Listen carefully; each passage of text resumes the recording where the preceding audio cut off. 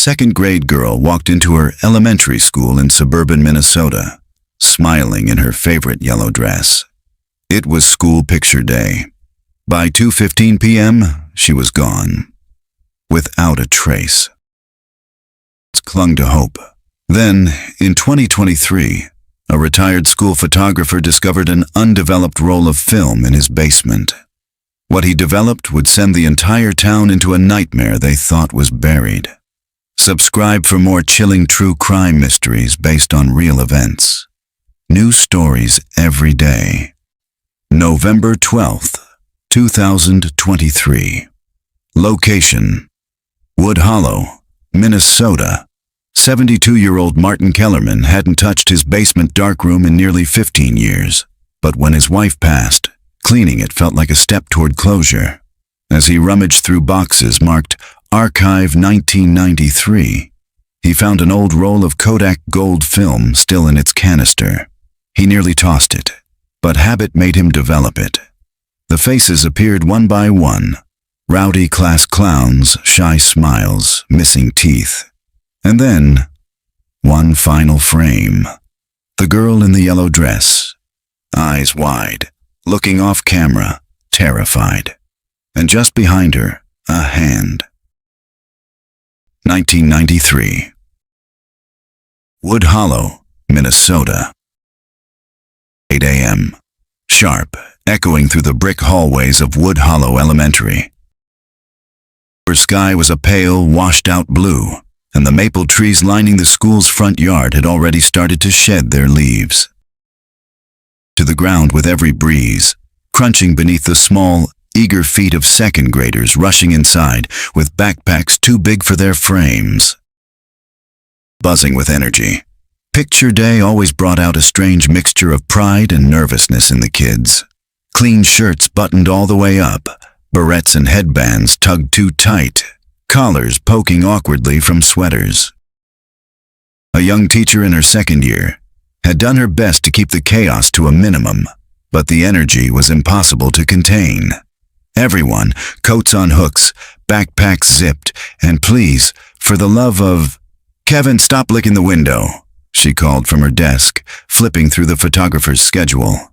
"They'll be calling us down soon." In the corner of the room, seated at desk number 14, was Madeline Harper, 8 years old, brown hair just past her shoulders, gap between her front teeth, dressed in a yellow cotton dress with daisy buttons her mother had sewn on herself. She was quiet, always had been, but especially today.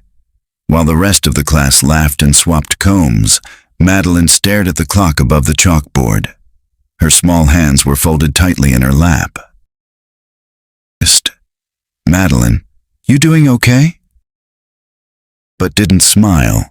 Her desk was neat, as always.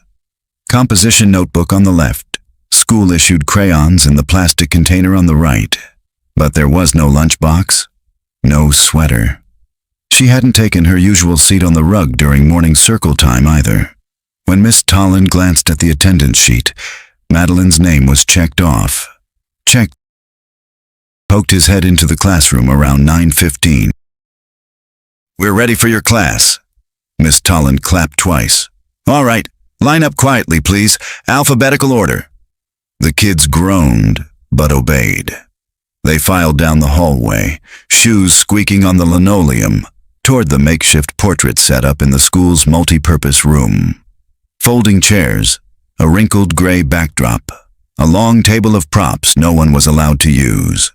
Martin Kellerman, the photographer, graying hair, stained polo shirt, was adjusting the lighting umbrella, his old Canon AE1 on a tripod before him. "Class 2B, he called cheerfully. "Let's get those smiles ready." Madeline was third in line. The assistant checked her name on the list. Madeline Harper, number 3. Yellow dress, second grade. Mark on the floor. Martin peered through the viewfinder. "Sit up straight, chin down, little smile." Click, flash. She blinked at the light. Her lips didn't quite form a smile. Something in her expression, wide eyes, shoulders drawn tight, gave the assistant pause. More. We'll use the second one, he muttered.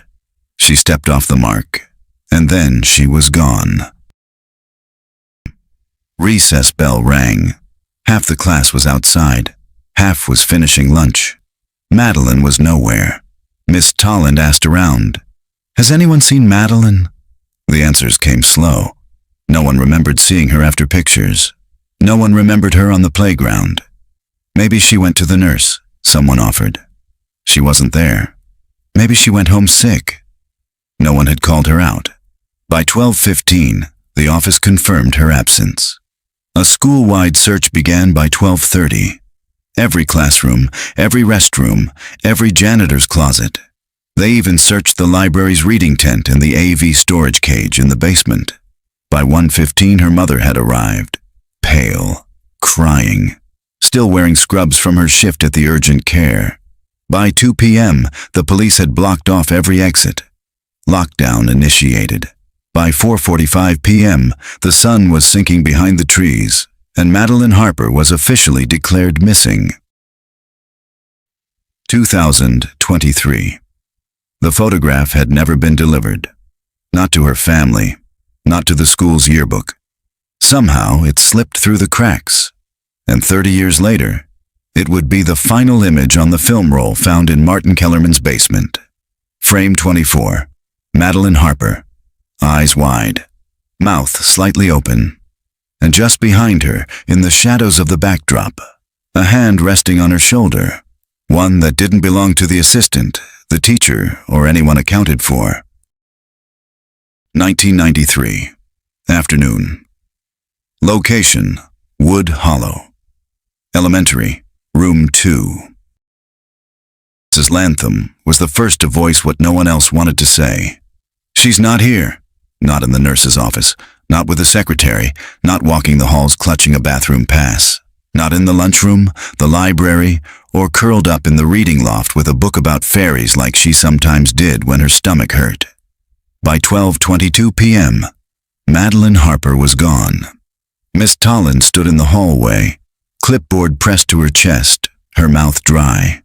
A sour taste clung to the back of her throat, but she kept her composure as Principal Riggs arrived. "What's going on?"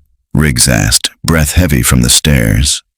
"She never came back from pictures," Miss Tolland said. "I thought maybe she went to the nurse, or the library. But I've checked everywhere." Principal Riggs nodded. "Let's not panic. We'll check again. I'll alert the staff." He moved quickly toward the main office, shoes pounding against the tile. Moments later, the PA crackled to life. "Faculty and staff, please check your classrooms, bathrooms, and any common areas for a student. Madeline Harper, 2nd grade. Brown hair, yellow dress. Last seen this morning during picture sessions. This is not a drill." Her desk remained exactly as she'd left it. Her pink plastic lunchbox still sat unopened inside the cubby, filled with a peanut butter sandwich and an apple juice pouch. Her backpack hung on the hook beside her desk, zipper slightly open. Her My Little Pony folder peeked out from inside. A single crayon, burnt orange, lay next to her math worksheet on the desktop, as if dropped mid-problem. The children had grown quieter. The buzzing energy of picture day now replaced with a strange, confused silence. Others stared at the empty desk. Kevin, the loudest of the bunch, now sat hunched, chewing a loose thread on his sleeve. "Where'd she go?" asked Andrea, voice barely above a whisper. No one answered. 12:55 p.m. Officer Susan Ryland arrived first. She'd grown up in Wood Hollow, graduated from the same elementary school in 1979, and had worn the same faded blue uniform for 12 years. She was a mother herself, 2 boys, ages 10 and 14, and her face tightened when she saw the empty desk and Miss Tolland's ashen expression. "Yes," Miss Tolland said. "3rd in line. She sat for her picture, and then I assumed she was with the group. I didn't notice she'd gone until lunch. No one saw her leave? Not that I know of. We were all being shuffled around. Kids were moving in and out. It's chaotic on picture day." Ryland nodded. Was there a sign out, a visitor log? We've checked. No parent signed her out. The front door camera didn't catch anything, but it's motion activated. It only records when someone walks within 5 feet, and the side doors were propped open earlier for deliveries. Jesus, Rylan muttered under her breath. Do you have recent photos? I can give you last year's school portrait, Riggs said. We'll get it copied. Pull the list of staff, subs, maintenance, anyone not normally here today. I'm already on it. 1:15 p.m. Madeline's home Valerie Harper stood on the front lawn in her blue scrubs, pacing. Her name badge, V. Harper, RN, shimmered in the sun. Her husband hadn't arrived yet. He worked construction and had to drive in from Duluth. She didn't come home, Valerie kept saying, voice rising in panic. She's never late. She always calls from the office if there's a delay. Where is my daughter? Officer Ryland walked beside her gently. We're doing everything we can. Right now, we're treating this as a potential missing person situation, not an abduction. Not yet. She may be hiding, lost, confused. It's happened before. She's not the kind to wander, Valerie snapped. She's shy. She sticks close to teachers. She'd never... I know, Ryland said. We're going to find her. Valerie turned to the house. Her room's upstairs. She slept fine. No signs she planned to run. She was excited about picture day. We curled her hair. She picked the yellow dress herself. The bedroom was neat. Bed made, stuffed animals lined across the pillow. On the desk sat a school note addressed to parents. Picture Day, October 5th. Please arrive camera ready. Pinned beside it was Madeline's favorite drawing, a sketch of a white horse with wings flying over a hill.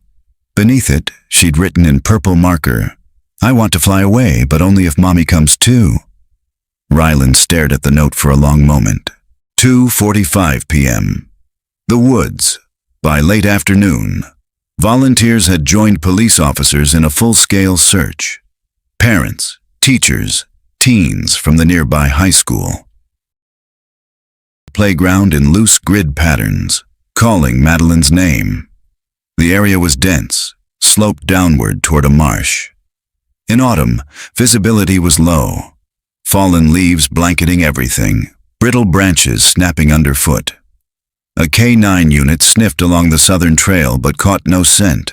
No blood, no shoe, no signs of a struggle. It was as if she'd evaporated. The only thing found was a scrap of yellow fabric caught on a low branch. But it didn't match Madeline's dress. It was older, weathered, likely trash. The woods gave up no secrets that day. 3 p.m. Police report. Initial summary. Missing child report. Name, Madeline Marie Harper. Age, 8. Height, 4 feet 1 inch hair.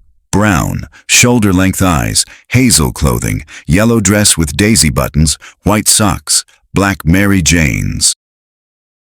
9:15 a.m. During school picture day at Wood Hollow Elementary. Witnesses, none confirmed, potential risks. Side doors open during delivery, no cameras inside the multi-purpose room. Substitute janitor working that day. Case status, active missing child investigation, present day, 2023. B had changed over the years. New carpet, a smart board replacing the old chalkboard. But the desk had been pushed into storage rather than tossed. Now developed, sat on the desk in a clear plastic sleeve. And stood over it, her heart hammering. She had been in 3rd grade when Madeline vanished. Her classroom was just down the hall. She remembered the lockdown, the crying teacher, the empty seat at lunch. But she didn't remember this photo. Madeline, frozen in the moment. Hair curled, mouth slightly open, eyes wide with something not quite fear, more like dawning realization.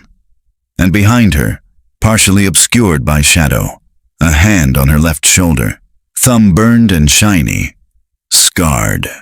Whoever it was never looked at the camera. They didn't have to. November 13th, 2023. Location, Wood Hollow, Minnesota. Martin Kellerman hadn't touched a camera in 15 years. He'd boxed them up in 2008. The Canon AE-1, his tripod, the lighting umbrella with a burn hole from the 1986 gym fire. All of it sealed in a basement cabinet alongside old negatives and yellowed appointment logs. After his stroke and after the divorce, he told himself he was finished with all of it. No more shutter clicks, no more squinting through fogged lenses, and certainly no more picture days. But when his wife died in August, everything changed. Now, 3 months into widowhood, he stood in the shadows of his basement dark room. Fluorescent lights buzzed overhead. The air smelled of dust, vinegar, and expired developer fluid. He moved slowly, dragging a stool beside the film dryer, hands trembling from age more than nerves. The roll of Kodak Gold 200 had been in an unmarked envelope, taped shut, tucked inside an old yearbook box. Forgetting a roll, but when the first images appeared in the chemical bath, it all came rushing back. A little boy named Christopher Myers, missing his front teeth, making rabbit ears behind his own head. Frame 2, twins in matching dresses. Emily and Kayla. Frames 3 to 22. Faces he couldn't name but vaguely remembered. Cowlicks, oversized glasses, tight-shouldered cardigans. Then came frame 23. A blank shot. An accidental click, probably. And then frame 24. He knew before the full image appeared that something was wrong. Present day, 10:42 a.m. Evidence room. Sin sat across from Martin in a private conference room. The photograph lay between them on the table, encased in an archival sleeve. He hadn't wanted to bring it to the station. He had planned to throw it away, but he couldn't. Martin had called the tip line the night before. Left a voicemail around midnight. I developed an old roll from Wood Hollow Elementary. It's a portrait, a girl. I think it's her. I think it's Madeline Harper. I don't know how I forgot, or if I ever even saw it back then, but someone else was there in the frame. Someone I don't remember. Now, here he sat, hands folded, cane resting between his knees, his voice low and brittle. "It," he said, staring at the image. "But I must have. That's my camera, my light. The setup, that was me." Detective Salveson leaned forward. "Tell me about that day. Anything you remember." Martin exhaled. October 5th, 1993. I did 4 schools that week. 2 classes per school, staggered every hour. Wood Hollow was the second. I was running late. My assistant Ed was supposed to meet me there, but he didn't show. Why? He had the flu. Called in that morning, so I was alone. Do you remember Madeline Harper specifically? Number. But I never really remembered the kids by name. They were just a line of smiles. Sit, click, next. Graph. But this one doesn't look like the others. Look at her expression. I know, Martin whispered. In the photo, Madeline sat straight-backed, her lips slightly parted, eyes locked somewhere just past the lens. That's something else. I think she saw whoever was behind her, Martin said. Salveson nodded. Let's talk about the hand. The hand rested on her shoulder gently, almost fatherly, but wrong. The thumb and index finger were scarred, skin tight and glossy, like melted wax, burned. There was no sleeve visible, no shirt cuff. Just the hand, floating in frame, connected to someone outside the camera's view. I don't know how I didn't notice it, or maybe I did and forgot. It's possible with a stroke. Things got scrambled. You have any idea who that might be? Anyone who might have had access to the room? No one was supposed to be there but me and the kids, he said, voice shaking. But that day was chaos. The gym had flooded, so they moved us to the multi-purpose room, The custodian came in twice to move a mop bucket. There was a substitute teacher who didn't check the roster right. I just remember trying to get through it. Do you remember anyone unusual? Any adults who didn't belong? Martin paused. There might have been a man. Late 40s, thin. Stood by the door for a while, didn't speak. I thought maybe he was a parent. I was busy, it didn't register. You didn't question it? I didn't think I had to. It's a school. People come and go. Salveson wrote it all down. Her stomach twisted. From the staff? She asked. Martin's voice dropped to a whisper. I don't think this person was supposed to be there at all. 3. Community Center. The old multi-purpose room still existed, repurposed as a dance studio with mirrors on every wall. But the layout hadn't changed much. Salveson walked the perimeter, letting the details come back.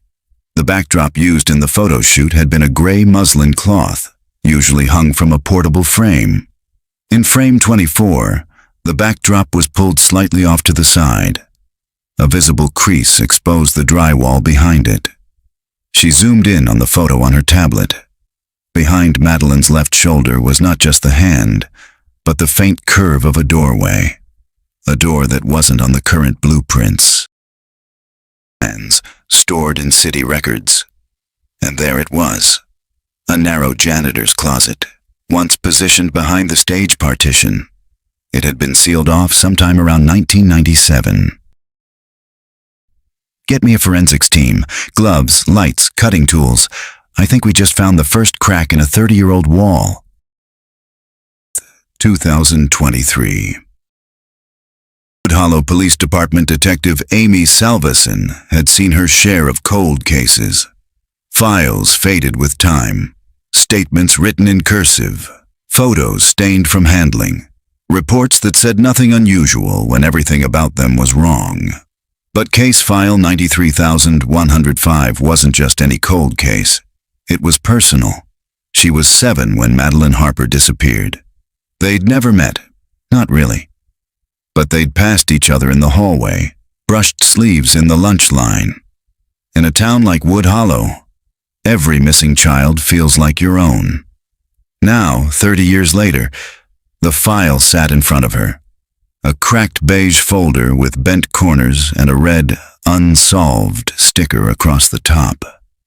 Amy opened it carefully.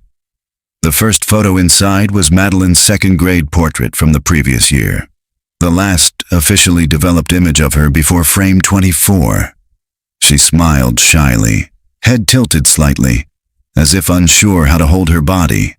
Her eyes were the same, software open, trusting. October 5th, 1993, 9:15 a.m. Madeline photographed. 10:45 a.m. Not present at snack break. 11:30 a.m. Teacher notices absence. 12:15 p.m. School-wide search initiated. 2 p.m. Officially reported missing. 4 p.m. Police K-9 unit dispatched. October 6th to 9th. Extensive search of school grounds, nearby woods, neighborhood canvassing. October 15th, 1993. FBI consulted. No evidence of federal jurisdiction. Case remains local. December 1993. Active search scaled down. No viable leads. Case goes cold. Beneath the timeline was a list of suspects. Most were ruled out. Parents cleared. Teachers interviewed. No criminal history. Custodian, present that day, died in 2002. Temporary staff, substitute PE teacher, no longer employed. Delivery driver, alibi confirmed. School photographer, cleared at the time. Then, a line highlighted in orange. Unknown adult male seen loitering near the auditorium during photo sessions. Description vague. Not found during campus sweep. Twice. 3:24 p.m. Evidence processing room. Salveson stood in front of the bulletin board where her team had pinned up a high-resolution print of frame 24. Madeline's photo had been enlarged, lightened, adjusted for contrast. The hand on her shoulder, once vague, now showed clear scar tissue along the knuckles. a deep crease in the palm, the skin around the thumb glossy and stretched, likely from an old, severe burn. He was at least 20 years old at the time the photo was taken. That meant the man, whoever he was, had likely been injured in the late 70s or early 80s. Detail in red marker. One of her officers, Lexi Duran, stepped into the room holding a yellow envelope. Just got the original attendance log from the school district archives, 1993, written in pencil on a yellow legal pad. You're gonna love this. Amy opened it and scanned the names. Each student was listed with a check mark beside their name, dated October 5th. Madeline Harper, checked in. And under staff present, someone had written, Mr. Blaine, sub-custodian, temp agency. Amy's brow furrowed. Blaine? Official personnel file. Nope, Lexi said. We checked the 1993 district payroll. No one by that name. Not for that year or any year.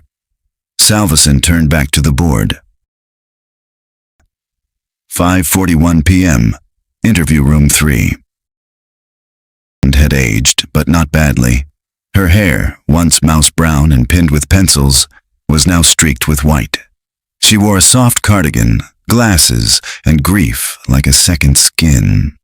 30 years hadn't dulled the way her mouth tightened when she said Madeline's name. I remember it like it was yesterday, she said softly. She was there that morning. Yellow dress?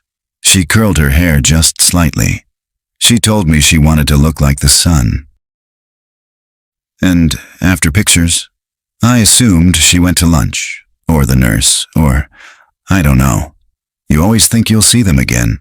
You don't count heads like you should, not on a day like that. Do you remember a custodian named Mr. Blaine? Miss Tolland blinked. That sounds familiar. Tall man, thin, quiet. We don't have a file on him. He wasn't a district employee. Her hands trembled in her lap. Then where did he come from? That's what we're trying to find out. Wood Hollow Community Center, formerly the elementary school. Removed the mirrored paneling in the old multi-purpose room, revealing the wall behind it, and the faint outline of a door, now sealed with drywall and studs. Across the edge. Told them. A rotary saw whined to life. Dust plumed into the air. Amy stepped back as the team sliced along the seams. After 15 minutes, the cutout section fell forward with a thud. Behind it was a narrow space, 4 feet wide, 8 feet deep.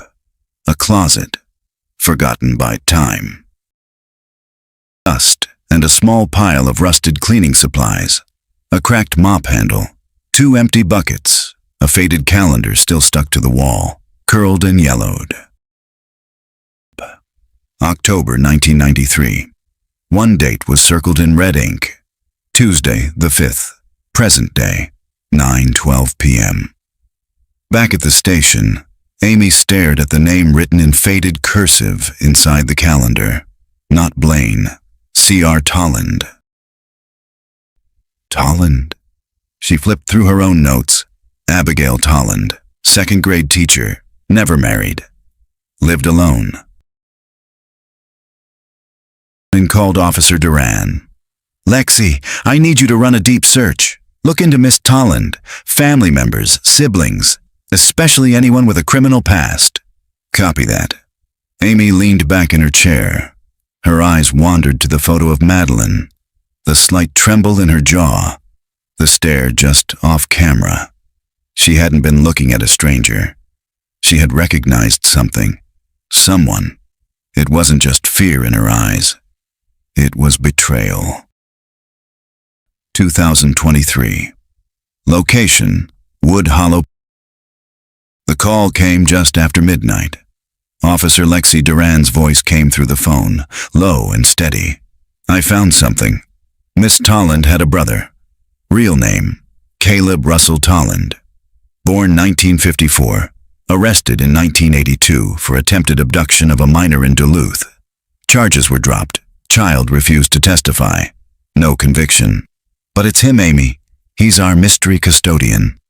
Amy sat up in bed, heart pounding. Where is he now?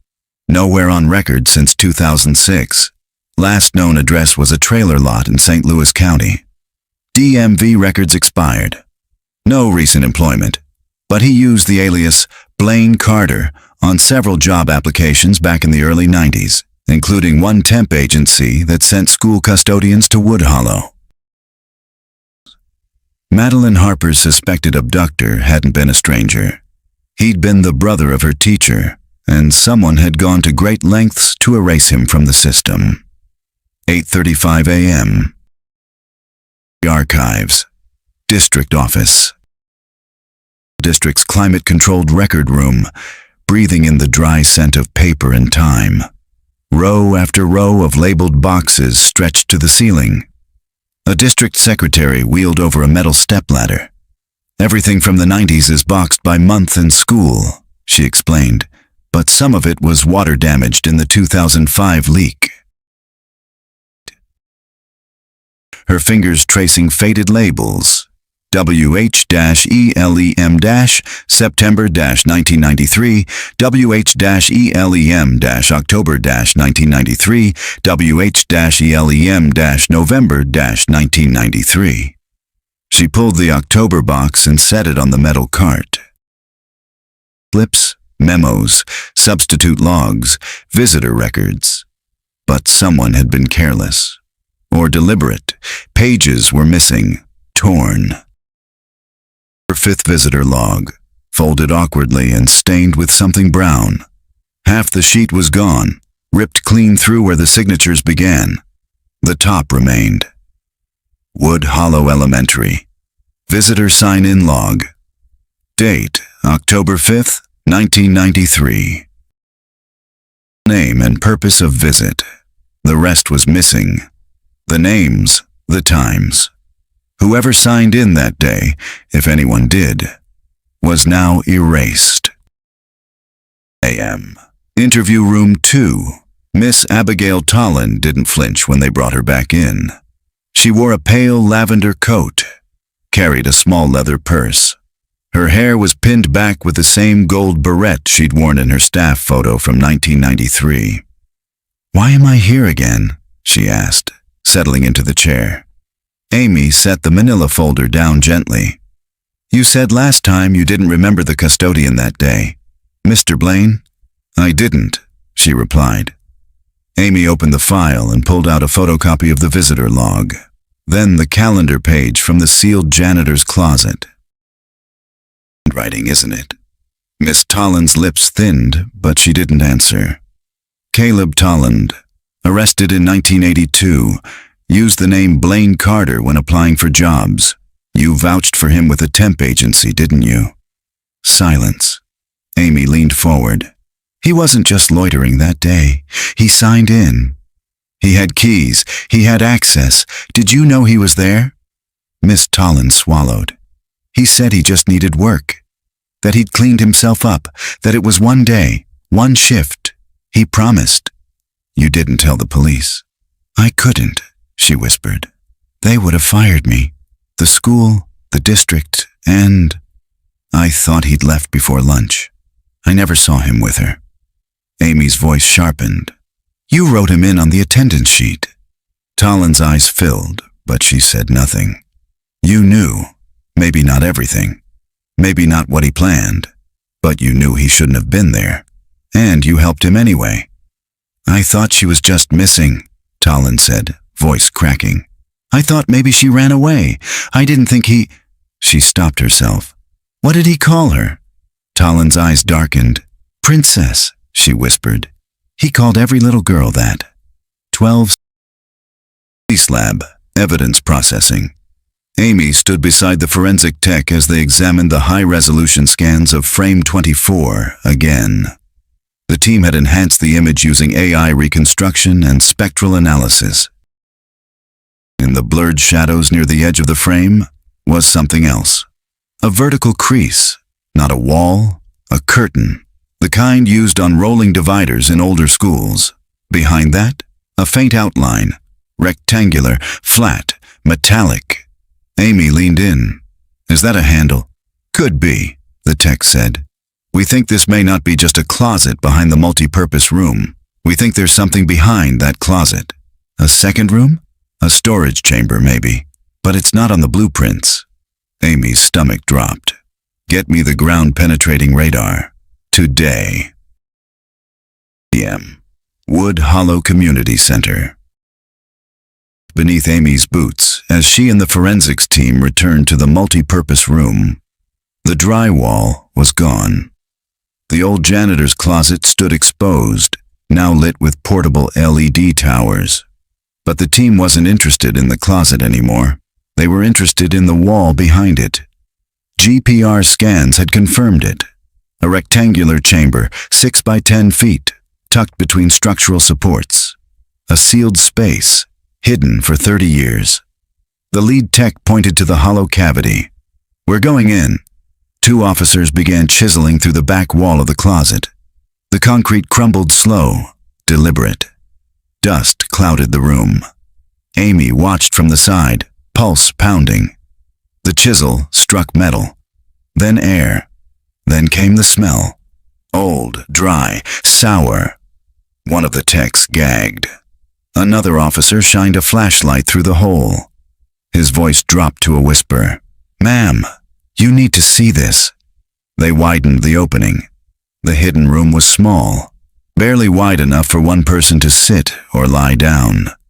No windows, no ventilation. Foam insulation lined the walls. A single pink blanket lay bunched in the corner. And in the center, a disposable camera, wrapped in a sandwich bag, labeled in black marker, property of Princess. Do not touch. Amy took a shaky breath. Bag it, get it to the lab. The officer bent down to collect the camera. As he did, his flashlight caught something else, scratched into the foam wall behind the blanket. Kings. Over and over, the same word. Help. 2023. Location: Wood Hollow Police Department. Forensics Division. The lab was silent except for the soft clicks of plastic gloves and the occasional beep of an aging scanner. Detective Amy Salveson stood over the evidence table where the disposable camera, found in the sealed chamber behind the multi-purpose room, now rested. Extracted from the bag it was stored in, dried, dusted, and catalogued. Films intact, the forensic tech confirmed. Casing, but nothing serious. Lucky it was wrapped. 27, he said, and all were used. 27 photos, shot inside a 6 by 10 foot cell no one knew existed. 3:42 p.m. Photo lab development room. They used traditional chemicals. No digital shortcuts. This film had been sitting for 30 years. It deserved precision. One image at a time, the negatives emerged. The first was grainy. Dim lighting, pink insulation behind a child's head. Madeline. Amy's breath caught. Her eyes were red-rimmed, her hair slightly tangled. But she was alive. Awake. Sitting cross-legged, holding a cup with a juice box straw poked through the top. Frame after frame showed the same. Her in different positions, sometimes smiling faintly, sometimes curled up. A child surviving. Some frames were darker, others were blurry, but a story was taking shape. In frame 19, something changed. The girl wasn't alone. A hand extended into the frame, holding a small plastic tiara. Madeline stared at it blankly. Frame 20, she wore the tiara. Frame 21, a man entered frame, barely visible. Just a silhouette reflected in the glass of a turned-off TV screen behind her. But the hand was unmistakable, scarred, shiny, burned. Amy's stomach clenched. 7:18 p.m. Police station briefing room. The images were projected one by one for a select task force. Detectives, forensics, and child welfare. Amy stood at the front, clicking through the sequence. This camera was found behind the false wall of the janitor's closet. inside a concealed chamber we believe was used to detain Madeline Harper on the day of her disappearance. She paused at frame 23. Madeline was seated in the far corner of the room, tears streaming down her face. The pink blanket pulled tightly around her. A word was scrawled behind her on the foam wall, faint but visible. Princess. Frame 24.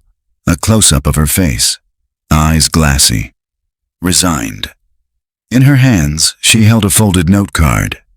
A faint red stain ran across the front of her yellow dress. The forensics tech zoomed in. Blood, he confirmed. Likely from a nosebleed or minor injury, but it dried fast. Frame 25 was blank. Frame 26 showed a shadow moving past the camera. Frame 27 was completely black, possibly the camera placed face down or snapped unintentionally. Amy turned to the group. We now believe Madeline was alive in this space for at least several hours, possibly overnight. The room was designed for short-term concealment. No plumbing, no food storage, no waste disposal. Someone intended to move her. "Do we have a DNA profile from the blood?" asked one of the analysts. "Preliminary swabs underway. We'll compare it to her family." Amy pointed to the blurry reflection in frame 21. "We've enhanced this still. Facial details are obscured, but we've confirmed the man's height is approximately 5 feet 11 inches, right-handed, severe burns on left hand and wrist. Same as our hand in the original school portrait," someone murmured. Amy nodded. "We're dealing with one offender, possibly two." She clicked off the projector. "And he never planned to keep her there, which means she was moved somewhere else." 9:05 p.m. Harper residence. Valerie Harper opened the door in a bathrobe. Her hair was damp. Her eyes, tired and worn, held the same cautious hope she'd carried for 30 years. "You have something," she said before Amy even spoke. "Yes," Amy replied gently. "We found a camera." Valerie covered her mouth. "We believe Madeline used it, possibly to document where she was." "Is she in the photos?" "Yes." Valerie blinked away tears. Is she afraid?" "Yes," Amy said quietly. "But she's brave. It looks like she was trying to leave a record." Valerie nodded, trembling. She always liked to document things. She carried notebooks everywhere. Drew our dog 23 times in a row once, just because she wanted to remember how he looked when he slept. "She was documenting this too." Valerie's voice broke. "Is there any way she might still be alive?" Amy hesitated. "It's possible. We don't have evidence of her death, only disappearance. And the man, do you know who he is?" "We have a suspect. His name is Caleb Tolland." Valerie stared. "Is he related to—" "Yes, Abigail Tolland." Her brother Valerie backed up into the wall, shaking her head. "She taught my daughter." 11:03 p.m. Tolland residence. Surveillance site. Amy sat in an unmarked car across from the small bungalow on Hallowell Street. Miss Abigail Tolland hadn't left the house all day. Inside, the lights in her study were still on. Amy had reviewed her alibi for the 1,000th time. Abigail claimed she hadn't seen her brother in over 20 years, that he vanished after the incident, that she assumed he had died. But someone had helped seal that chamber. Someone with access to the school blueprints, someone with keys, and someone who had a reason to protect him. And Abigail had all three. The plan was already in motion. A judge had approved a full property search. Officers were prepping tools and protective gear. In the meantime, Amy stared at the photo of Madeline, clutching that folded card in the dim pink-lit room. Something about it gnawed at her. The card. It wasn't just a scrap. It looked placed, folded, left with intent. She leaned closer to the photo, magnifying it again. The words on the front, just barely legible in the high-res scan, read, "For Daddy." November 17th, 2023. Location, Wood Hollow, Minnesota. 9:06 a.m., Willow Pines. Assisted living Martin Kellerman hadn't slept much since turning over the film. The photo of Madeline, the final frame, haunted him. Not because of the image itself, but because of what he didn't remember. What he should have seen, what he may have buried to survive. Detective Amy Salveson arrived with 2 cups of coffee and a quiet knock. "You're up early," Martin said, his voice hoarse with age. "I couldn't sleep," she replied. He gestured to the chair across from his recliner. "That makes 2 of us." She set the coffee down. "I need to ask about October 5th. Again." Martin nodded slowly. "It's all I think about lately. Let's start from what you do remember. You were setting up. You were alone." "Yes." "Do you remember Madeline?" Martin hesitated. "Only the photo, not her in person. I've stared at that image so many times, but I can't see the real child behind it, just the way her eyes looked, like she was about to say something. Or scream." Amy gently placed a printed still on the table. "Frame 24. Zoomed in. Look at her shoulder," she said. He leaned forward, squinting. "The hand. Is it familiar?" He swallowed. "The burns. I remember those." "You saw them?" "Not that day. Earlier, I think. Before." Amy's pulse quickened. "Before? Years ago? Late 80s, maybe? There was a man. Used to show up outside my shoots. Not close enough to worry anyone. Just watching. I assumed he was someone's father at first. But then he showed up again. Different school. Same burned hand." "Did you report it?" "I didn't think I needed to. He never approached the kids. Just stood at the edge of the gym or by the door. No interaction. I told a principal once, but they said he was probably harmless." Amy leaned forward. "What did he look like?" "Thin, tall, greasy dark hair. Always wore a windbreaker, even in summer. Left hand was always covered in gauze or gloves. But the one time I saw it bare, the skin looked melted." She pulled out a photo from the Tolland family archives. An old DMV license photo of Caleb Russell Tolland, age 42. Martin stared at it a long time. "I think that's him." 11:45 a.m. Wood Hollow Police Department, interview room. Miss Abigail Tolland sat with her hands clasped tightly, her purse untouched on the table. She had been brought in again, this time under suspicion of obstruction, possibly accessory after the fact. Amy entered slowly. No folder this time, no papers, just the photo. She laid it down between them. Madeline, the pink-lit room, the folded card in her lap that read, "For Daddy." Abigail stared. "You knew," Amy said quietly. Tolland said nothing.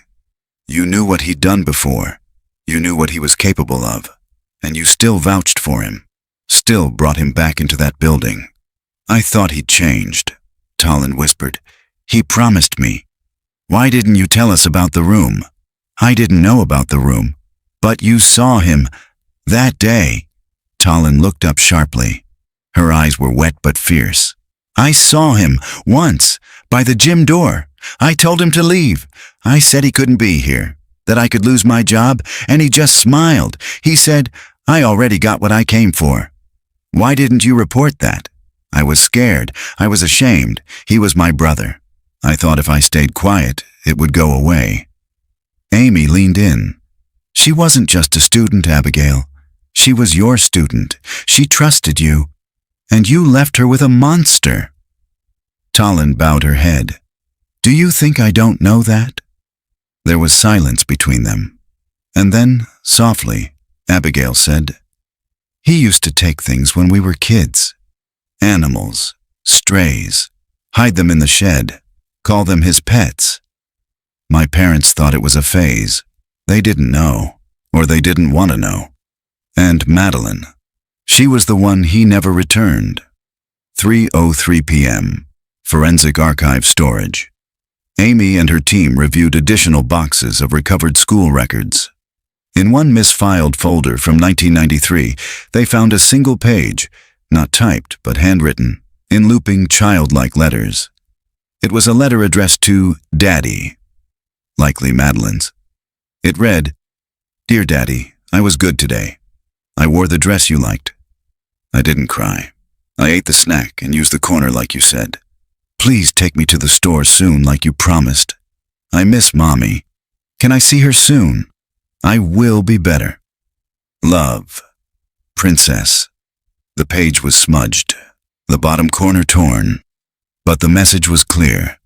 Madeline had believed, at least at some point, that her abductor was her father, that he had convinced her of it. The level of manipulation, the depth of control, it was beyond anything they had anticipated. "He brainwashed her," Lexi said quietly. "She didn't even know she was kidnapped." Amy stared at the letter, her jaw clenched. "We're going to find her." 6:27 p.m. St. Louis County, Minnesota. Using Caleb Tollin's last known residence as a starting point, officers canvassed the outskirts of St. Louis County.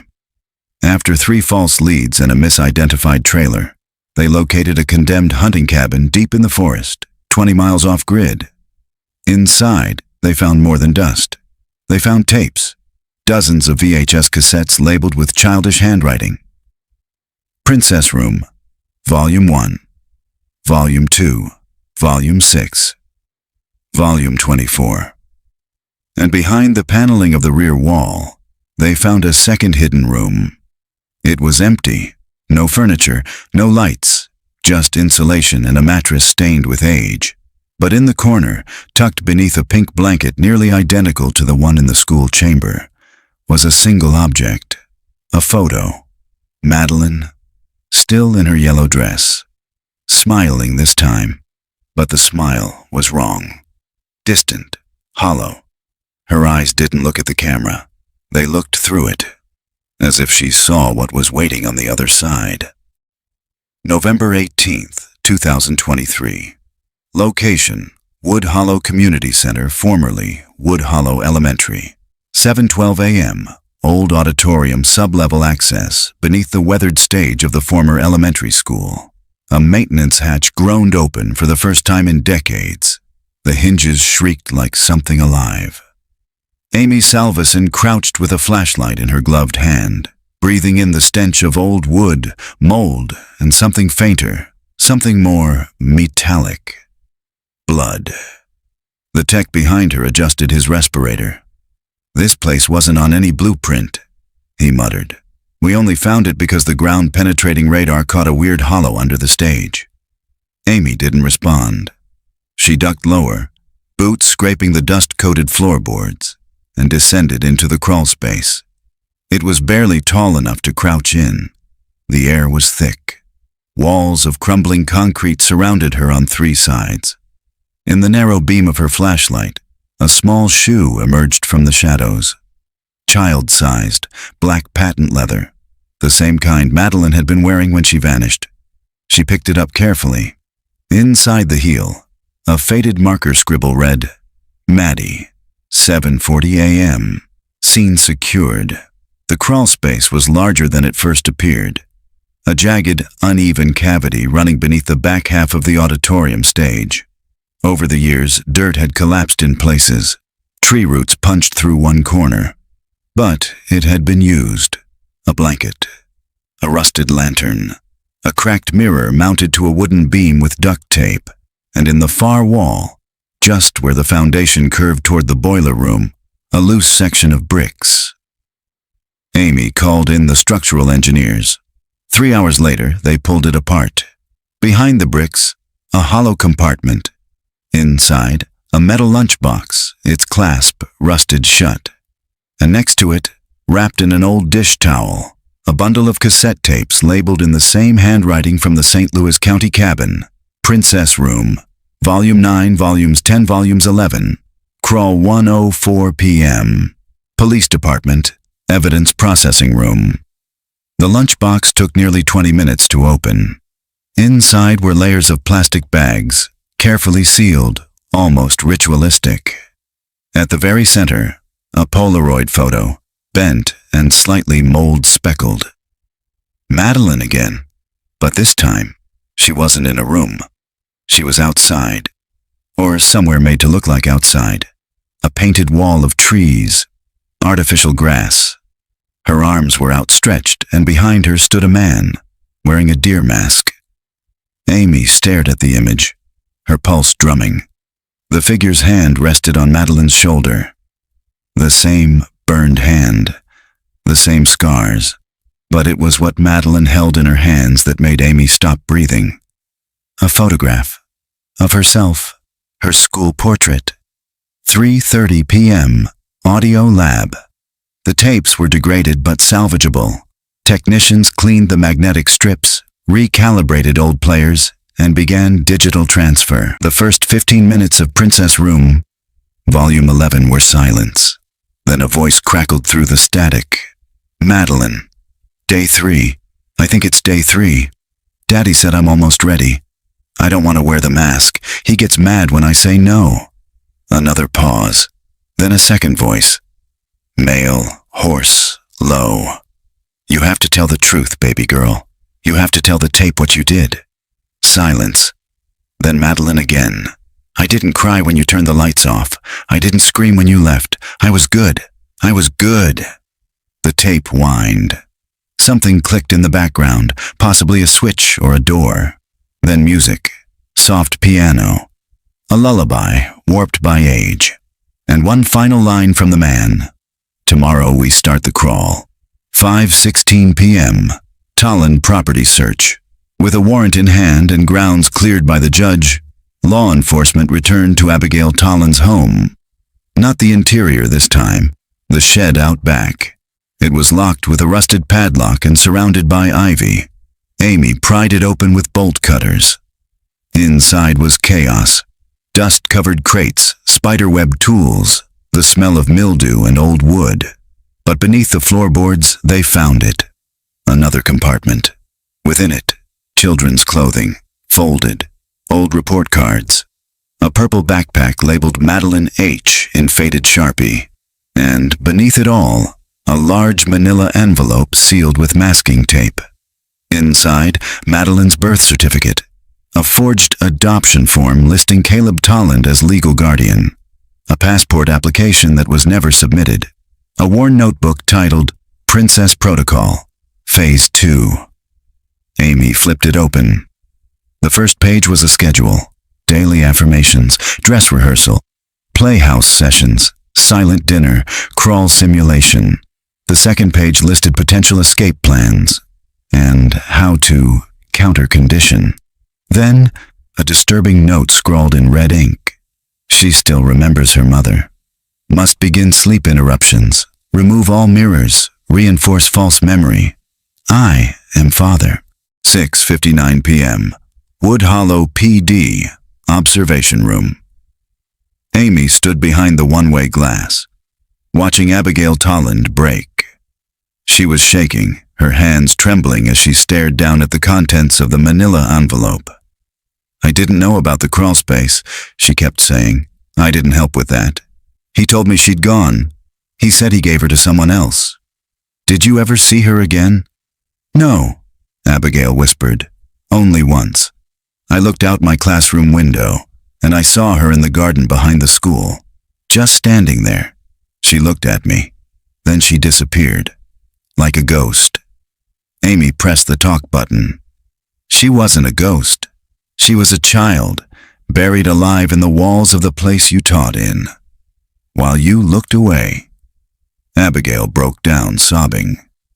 9:45 p.m. Amy's apartment. She couldn't sleep. Not after hearing that voice on the tape. Not after seeing that crawl space. Or the mask. Not after knowing that Madeline had once been just feet away, scratching help into a foam wall while teachers taught spelling and children played tag on the lawn above her. Amy pulled out the school photo again. Madeline's final frame. She looked into those eyes, wide, afraid, resolute. They weren't just asking for help. They were telling her where to look. November 19th, 2023. Location, Wood Hollow Police Department, Cold Case Unit. Detective Amy Salveson stood before a wall of names. On one side of the war room were photographs: Madeline, her teachers, the principal, Martin the photographer. On the other side, post-it notes for every person who had ever been temporarily employed by Wood Hollow Elementary in the fall of 1993. Substitute teachers, cafeteria temps, custodial contractors. In the middle of that collage was a single name they hadn't been able to verify: J. Halpern, substitute teacher, October 5th, 1993. His file had always been thin. A temporary hire through a staffing agency the school had only used for one semester. His employment record had no follow-up, no tax history, no criminal checks. He had signed in that day, barely legible. He had signed out just before lunch. No one had seen him leave. No one remembered him in the classroom, except for one child, a now-grown man Amy had tracked down through the old 2B yearbook. 10:13 a.m. Interview with Daniel Myers, former Class 2B student.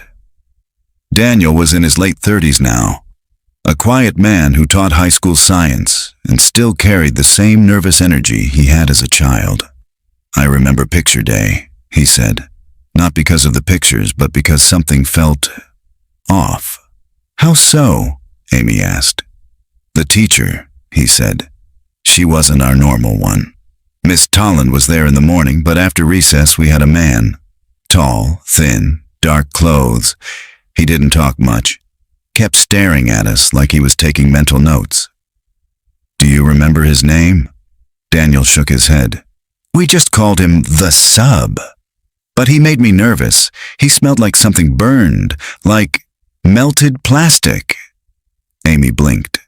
"Did he interact with Madeline?" Daniel paused. She was sitting alone near the cubbies. He bent down and whispered something to her. She didn't answer. But after that, she stopped talking. Even when we played Heads Up 7-Up, she just stared at the door. "Do you remember seeing her after that?" I remember someone calling her name during snack, but she didn't answer. Then the alarm went off later and the teachers looked panicked. Amy's heart beat faster. "You're sure this man was in the room that day?" "Yes, he was there, but he wasn't in the class photo." That was true. They had a group shot from that day, taken just before lunch, and the man known as J. Halpern was nowhere in it. 12:27 p.m. Records room Lexi Duran called in from Minneapolis. "I tracked the name," she said. "J. Halpern never existed, but we did find a falsified ID used to apply for a substitute teaching license in 1993. Fingerprints were smudged, but the photo matches a man arrested twice under different names." "Let me guess," Amy said. "Caleb Tolland." "Close. The alias on the ID was Jeremiah Halpern, but the DMV photo matches Randall Clay, an associate of Caleb's from St. Louis County, known for making fake documents. Last seen in Duluth in 2005. You think Caleb used his friend's identity to get into the school?" "Exactly. The real Randall was serving time during 1993. We pulled mug shots and facial recognition confirms. The sub that day wasn't Randall Clay. It was Caleb, in disguise." Using his associate's paperwork, Amy hung up and stared at the board. They had been looking for the wrong man, or rather, the right man under the wrong name. 3:15 p.m. Search of Tolland's abandoned vehicle. The team recovered a rusted pickup truck registered to Caleb under another alias, Gregory Baines. It had been abandoned in a salvage lot 20 miles outside town. Inside, they found remnants of fast food, a burned-out dash, and tucked beneath the seat, a spiral-bound notebook. It was damp, warped, and stained with what might have been coffee or blood. Most pages were unintelligible, but one stood out. "The sub doesn't speak. The sub listens. The sub helps me keep them still. The girl is too loud. She remembers the smell of her mother. I told her the truth, that the world ended, that only I remain, that she is my seed, my new beginning." Another page, further back. They called it a game. Crawl, hide, pretend to be someone else. She plays, she learns, she obeys, until she doesn't. Beneath it, in shaky handwriting that looked like a child's, "I am not your daughter. I am Madeline Marie Harper. My mother is real. I will not forget." Amy closed the notebook. Madeline had fought back, even in captivity, even in isolation. She had never surrendered her identity. 6:45 p.m. Emergency court filing. Amy gathered everything. The forged documents, the audio tapes, the fingerprints and photos, the notebook. It was enough.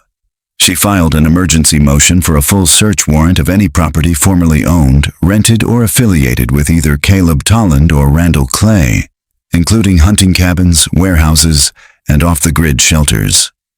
The judge signed it within the hour. 8:02 p.m. Final tape review.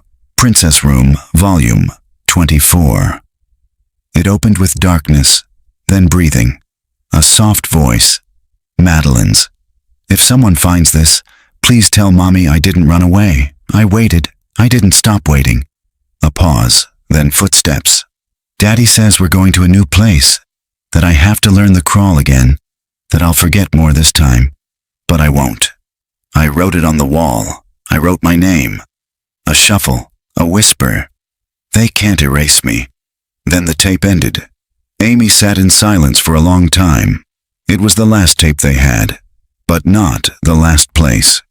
November the 20th, 2023. Location, Wood Hollow PD. Abandoned daylight facility, northern Minnesota, 7:02 a.m. Wood Hollow PD, Forensic Imaging Lab. They had looked at frame 24 a dozen times, from every angle, enhanced, enlarged, stabilized. But this morning, Amy stared at it differently. She noticed the light. It wasn't fluorescent, not the cold blue of a classroom bulb, not the warm yellow of a domestic lamp. The source cast a greenish tint, like filtered daylight through thick plastic. Industrial skylight, maybe. And near the lower right corner of the frame, just behind Madeline's elbow, was something missed before.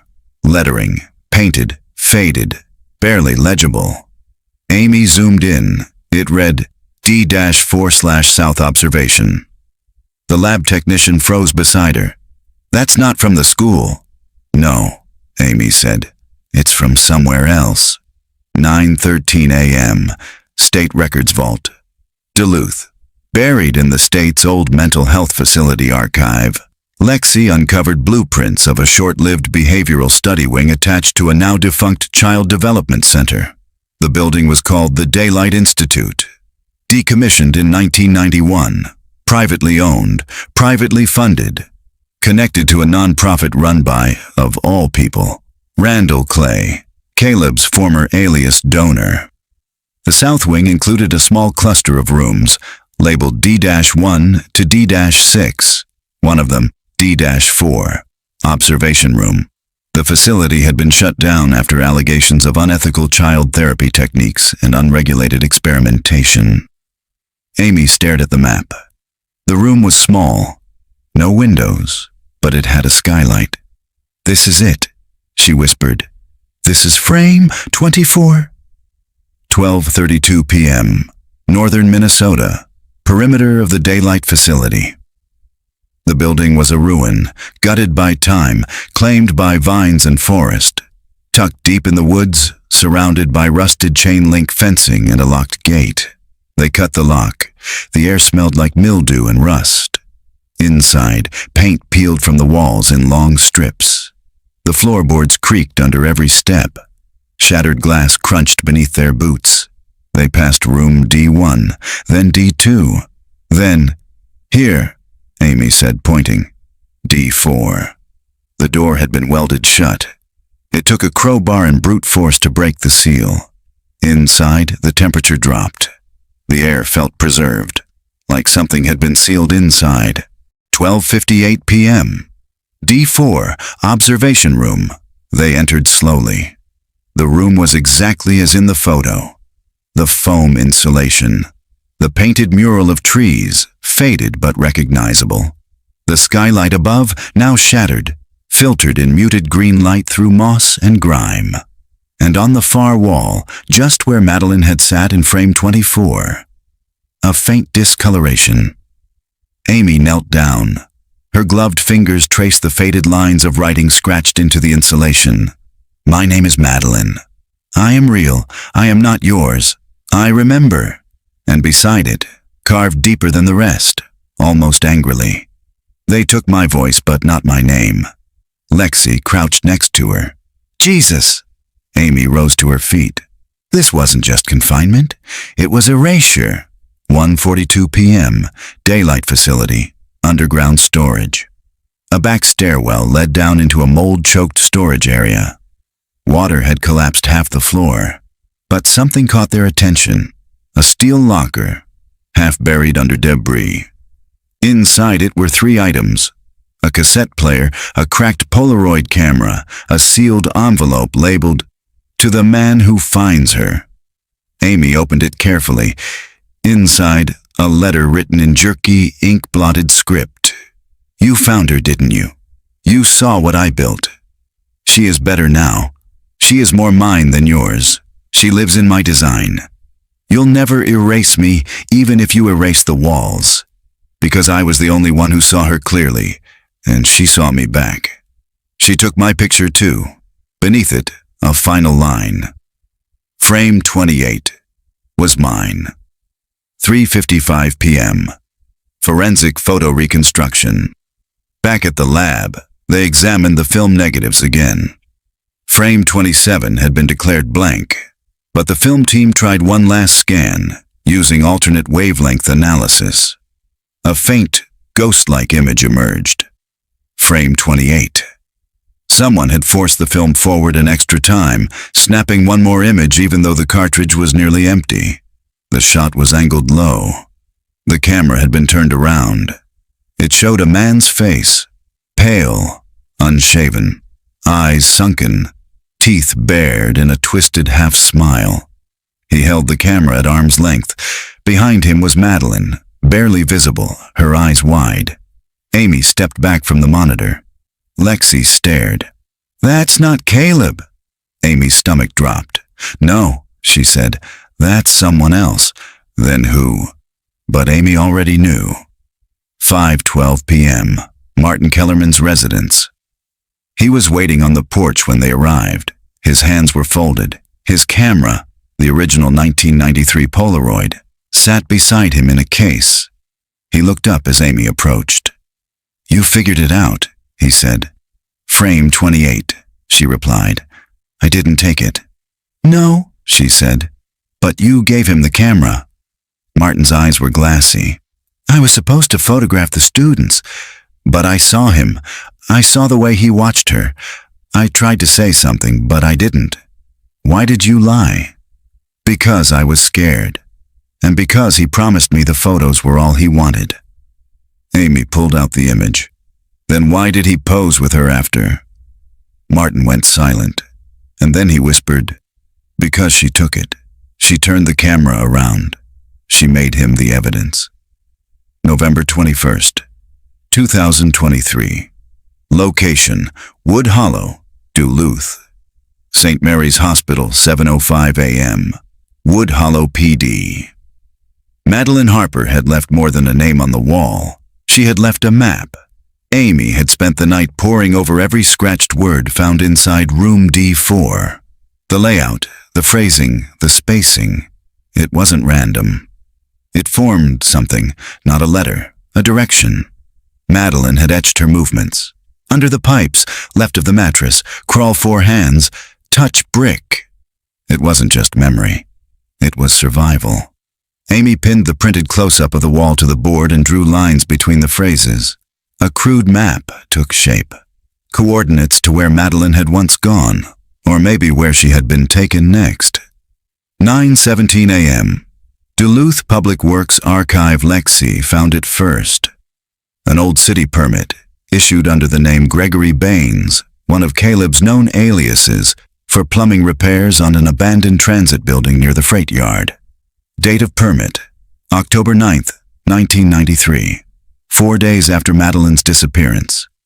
It was never inspected. No sign-off, no follow-up. Amy stared at the location. "Underground," she whispered. Lexi nodded. The old maintenance corridor beneath the yard. Used to house homeless transients in the 80s. Sealed off now. "And accessible?" Amy asked. "If you know the old codes." Caleb did. 11:30 a.m. Duluth Freight Yard, access hatch. 9C, rust gave way with effort. They descended carefully, flashlights slicing through damp air and rot. The corridor smelled of mildew, rusted metal, and something bitter, chemical. The concrete floor sloped slightly. Their boots echoed. After 50 feet, they found it. A side chamber. A metal door, half rusted shut. It took both women, Amy and Lexi, to force it open. Inside was a small, windowless room. Mattress, toys, a mirror with its glass cracked and fogged. Walls covered in children's drawings, stick figures holding hands under yellow suns and scribbled M initials in every corner. There was a word on the ceiling, painted in red crayon. Remember. And beneath the mattress, something wrapped in cloth. Amy unwrapped it. A diary. The first page was simple, in a child's shaky hand. "My name is Madeline Marie Harper. I am 8 years old. Today is day 4. I am learning how not to cry." 2:12 p.m. St. Mary's Hospital, Duluth. The forensics team recovered partial blood traces from the mattress, a fragment of blonde hair and saliva on the edge of the pillow. Enough for a profile. DNA comparison confirmed what Amy suspected. Madeline had been here, and recently. Not in 1993, not decades ago, within the last 2 years. Amy sat in stunned silence, the lab results in her lap.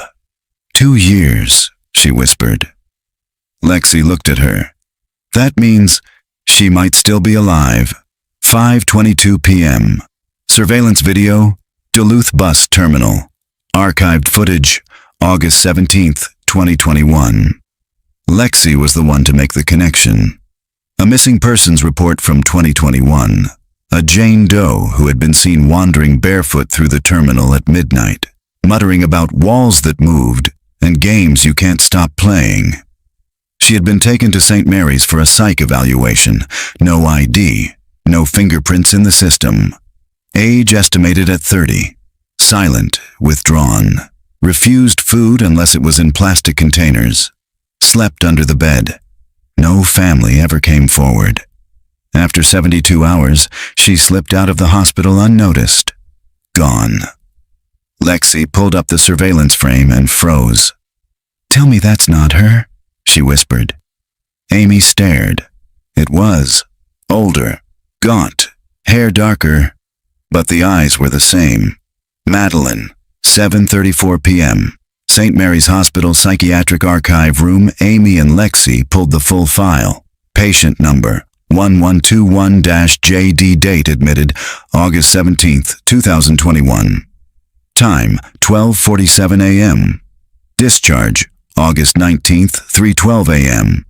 Notable behavior, rocking, avoidance of eye contact, repeating phrases in past tense, obsessive drawing of closed doors. Her name had been listed as M, written on the back of a napkin she clutched. Just M, but in the corner of one evaluation sheet, the psychologist had made a note. Patient used term princess room when asked about childhood trauma. Associated it with discomfort, punishment, and fear of light exposure. Amy's hand trembled. She flipped to the next page. A sketch drawn by Madeline. It was a crawl space, with a child inside, and above it the words, "She saw me when I was invisible, but I saw her first." 8:55 p.m. Returned to Wood Hollow, Amy sat in her car outside the police station, staring at the photo. Madeline, older, lost, still surviving. She wasn't buried under floorboards. She wasn't entombed in walls. She was out there. She had escaped. But she wasn't free.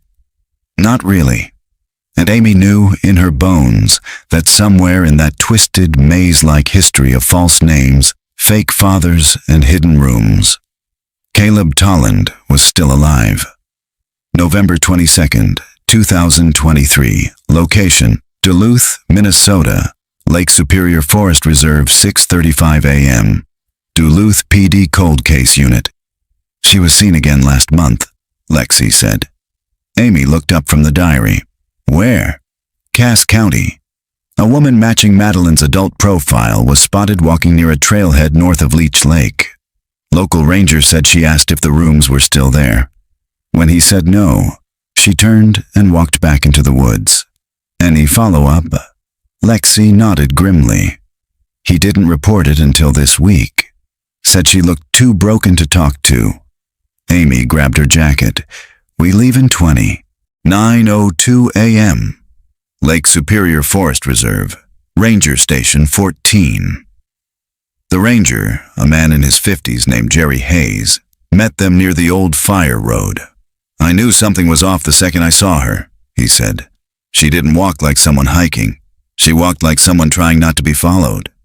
He took them to where he'd seen her, a fork in the trail where the brush grew thick and the trees swallowed light. She asked about cabins, old places. I told her everything was gone. She looked at me and said, he kept one.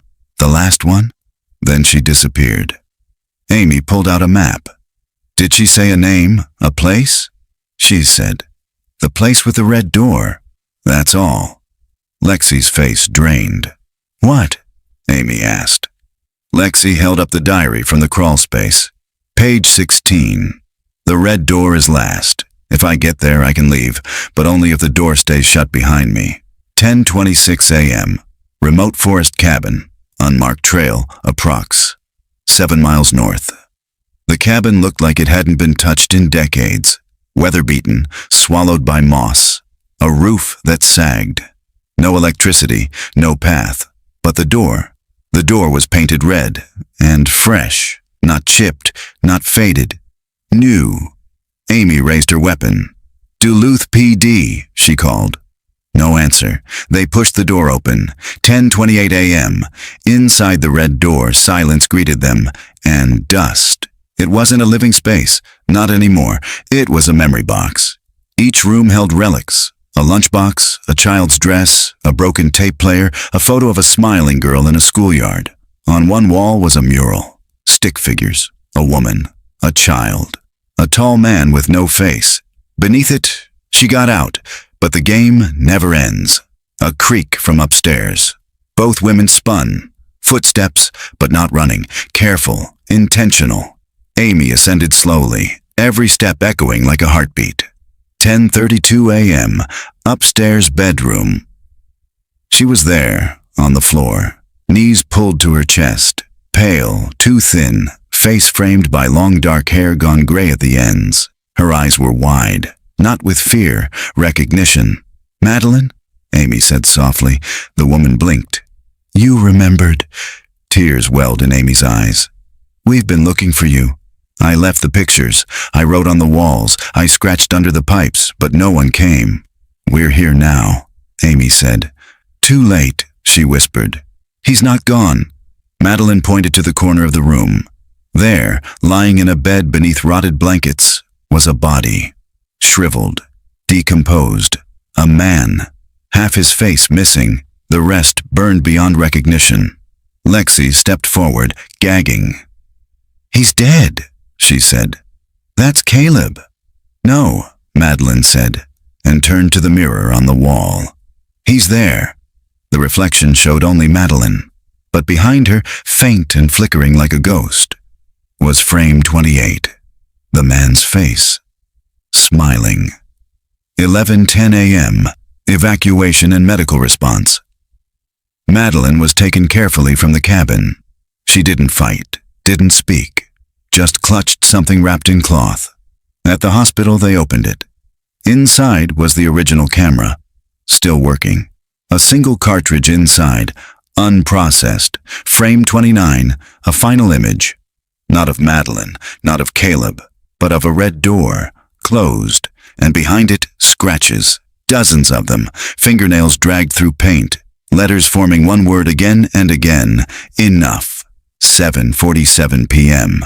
St. Mary's Hospital, Secure Wing. Madeline Harper was alive, broken, but breathing. She would need years of care, decades of healing, but she was free. And when Amy asked if she remembered her mother, Madeline nodded slowly. "I remember her voice." "Do you want to see her?" Madeline looked out the window, then back to the detective. "If I see her, will I stop dreaming?" Amy didn't answer, but she stayed in the room, long after the lights dimmed. April 5th, 2024. Location: Wood Hollow, Minnesota. It was spring again. The dogwoods had bloomed in front of the newly renovated Wood Hollow Elementary, now transformed into the Wood Hollow Children's Resource Center, a place dedicated to trauma recovery, early intervention, and safe education. The air smelled of fresh paint and tulips. Sunlight poured in through open windows. Where Room 2B once stood, a new wing had risen, full of books, toys, and counselors who listened. On the wall in the front hallway hung a black and white school portrait. Frame 24, Madeline Harper, unedited, uncropped, preserved. Beneath it, a plaque, in honor of those who were lost and those who were found. Too late. We promised to look closer. Duluth, Minnesota, St. Mary's Psychiatric Annex. Madeline didn't speak often, but she was drawing again. Pages and pages, some with stick figures, others with hands pressed against walls, one with a little girl sitting in a chair, surrounded by eyes drawn in crayon. Sometimes she smiled, briefly, softly. The therapy team let her listen to music now, mostly lullabies. One day she asked if they still took school pictures. When the therapist said yes, Madeline nodded. "I used to think they were traps," she said. "Cameras, like eyes that froze you." She tapped her drawing. "But sometimes they keep you alive." Lexi Duran's apartment, Minneapolis. Lexi kept a copy of Frame 28 tucked in her personal file, the one with the man's face, and Madeline blurred behind him. She didn't keep it out of obsession. She kept it to remind herself that sometimes the truth hides in plain sight, in corners of frames, in names scratched on walls, in children who don't scream but still whisper. She gave a lecture at the State University now. How missing children vanish without moving. Attendance was standing room only. Detective Amy Salveson, field notes. Final entry. The first time I saw Madeline, it was through a photograph. The last time she was standing in a hospital hallway, watching the wind move the trees. I didn't ask her for details. I didn't need to. She survived. Not because we were fast, we weren't. Not because we were clever, we weren't always. She survived because she remembered who she was when no one else did. That's not just survival, that's resistance. Somewhere in the storage vault of the St. Louis County Evidence Lab is a sealed envelope. Inside is the original roll of undeveloped Polaroids. They never developed Frame 30. They're not sure they want to. Because if Frame 29 was the door, Frame 30 might show what was behind it. And some truths should remain in the dark, even when the light is finally turned on. Subscribe for more true crime mystery stories, based on real investigative methods and survivor accounts.